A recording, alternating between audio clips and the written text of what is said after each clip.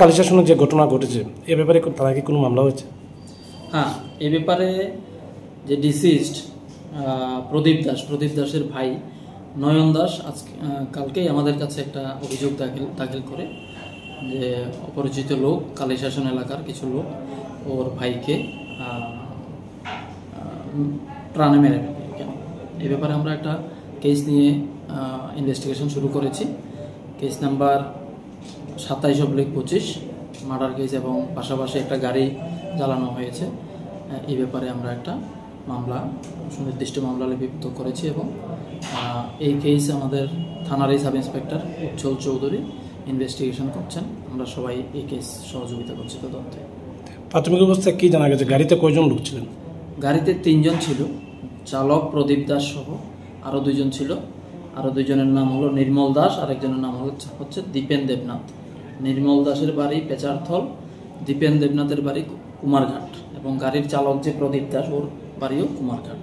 তো এই বাকি 2 জনকে কি পাওয়া গেছে? একজনকে আমরা আমরা যখন ঘটনাস্থল পরিদর্শন করি, প্রদীপ দাসের মৃতদেহ ওইখানে আমরা যখন ইনভেস্টিগেশন প্রসেস চলছিল, তখন জঙ্গল থেকে নির্মল দাস জঙ্গল থেকে বেরিয়ে আসে, এবং ওইখান থেকে নির্মল দাস থেকে আমরা জানতে পারি নির্মল দাসের মোবাইল দিয়ে দীপেন দেবনাথকে ফোন করা হয়েছে, এবং আমাদের সামনেই নির্মল দাস দীপেনের সঙ্গে কথা বলেছে, ও সেফলি কোনো জায়গায় আছে। তো এ ব্যাপারে কি মানে জিজ্ঞাসাবাদের জন্য বা কাউকে গ্রেপ্তার করা হয়েছে কি? এখনো পর্যন্ত আমরা ইনভেস্টিগেশন করছি। কালকে থেকে আমরা টানা জিজ্ঞাসাবাদ করছি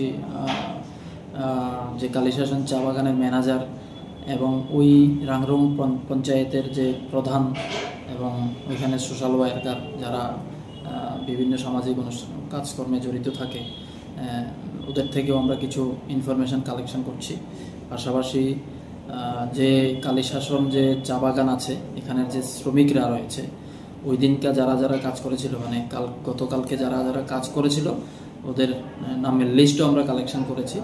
ওদেরকেও আমরা টানা জিজ্ঞাসাবাদ করছি কে কি কোথায় ছিল এই ব্যাপারে। আজকে কয়জনকে থানাতে আনা হয়েছিল?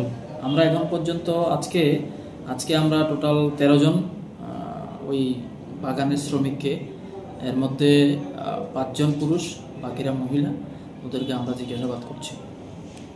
এই মামলায় কি ধারা ব্যবহার করা হয়েছে? এই মামলায় আমরা 1031, 326F এবং 3/5 অফ BNS সেকশন আমরা নিয়েছি।